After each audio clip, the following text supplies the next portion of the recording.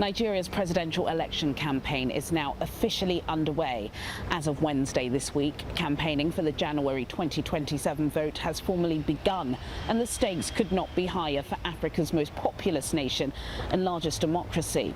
President Bola Tinubu is seeking a second term, facing the same principal challenges as 2023. Former Vice President Atiku Abubakar, now of the African Democratic Congress, and Peter Obi of the Nigeria Democratic Congress. The 2023 election was the tightest since Nigeria returned to multi-party rule, with President Tinubu winning a three-way race by a narrow margin.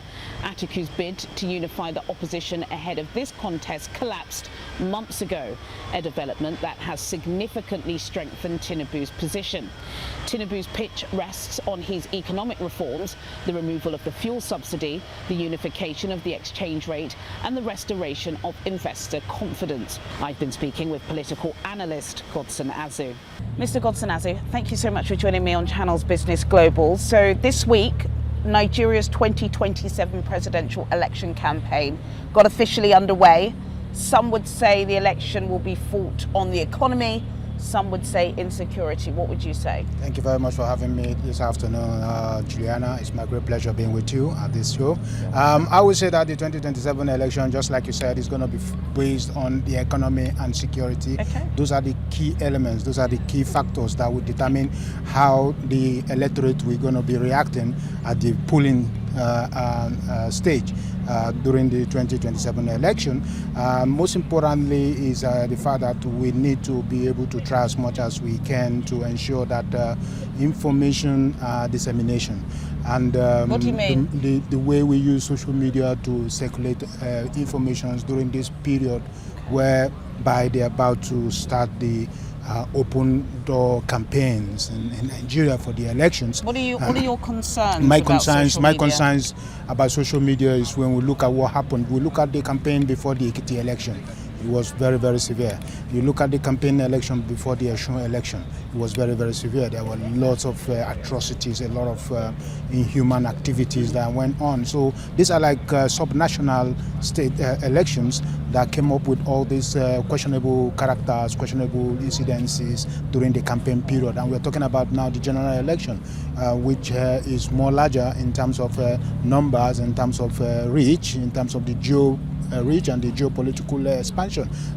And Nigeria has not got very unlimited, unlimited or limited resources for security reasons.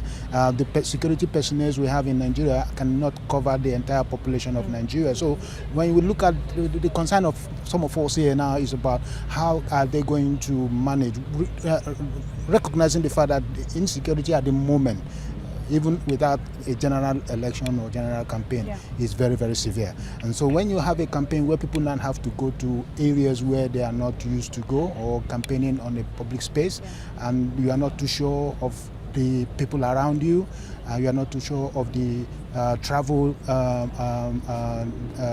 limitations in terms of road travels, the river travels or whatever. And so the campaign is very, very critical.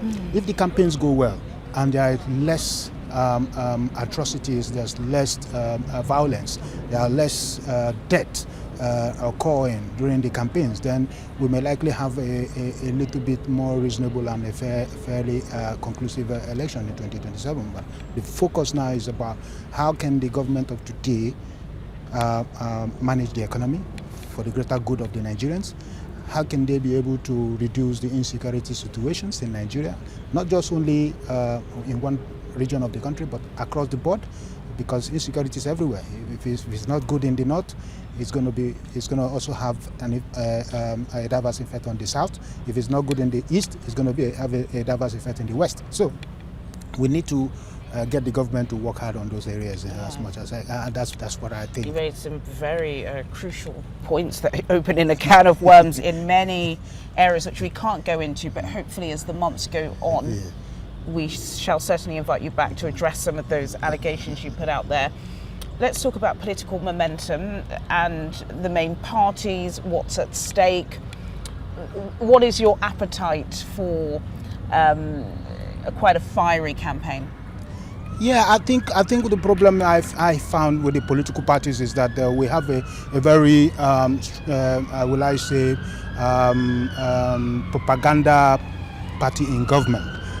Party that knows how to use propaganda to have his way through the people. Every political party in power around the world should have a propaganda machine. Propaganda well, they have a good spin. Doctors that are spinning things for them, which is very good for every political party in power. You need to know how to spin messages. You need to have. Were you impressed at the campaign list? They are doing the best they can.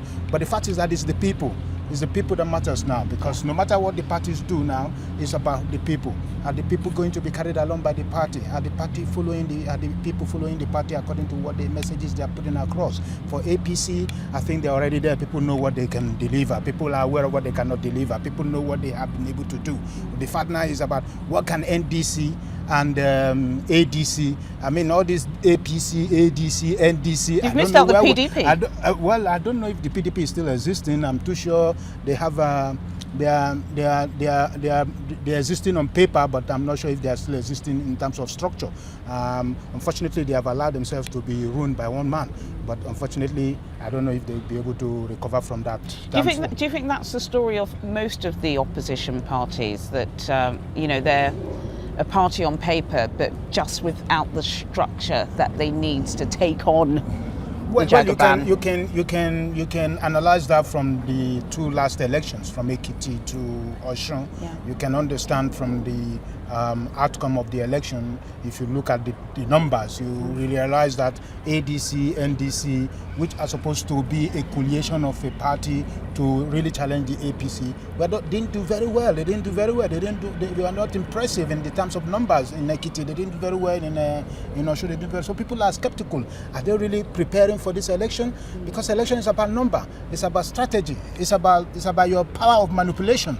Like I said, propaganda is the best users of those propaganda tools, to spin the people's mind and to get them to follow you, to vote for you, to acknowledge the kind of political interest you are building in that political geopolitical zones or geopolitical environment. But if APC is way ahead in those key elements of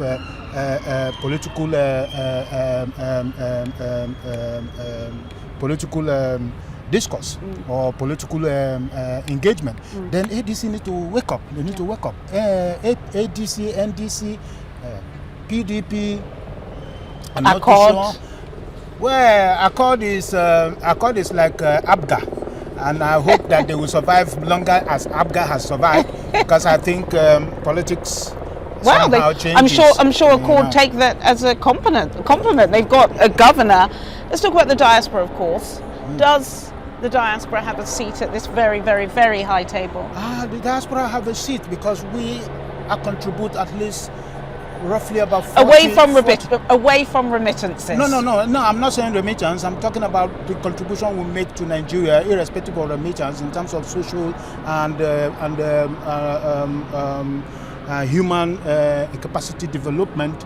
The diaspora has contributed a lot to the Nigerian society, the Nigerian government. There's hardly any government in Nigeria today that doesn't have a diaspora representation. Somebody from the diaspora that is trying to help them out in some certain policy arrangement, and certain developmental strategy. So the diaspora has a lot to play. We are here. We control a lot of the numbers of the votes in Nigeria. We may not be able to vote, but we control a lot of voters in Nigeria from what we do to support the family and friends. Yeah. So personally myself, I can advise you that I have at least 100 people I can send messages here to say, look, when you're going to vote. You're being modest.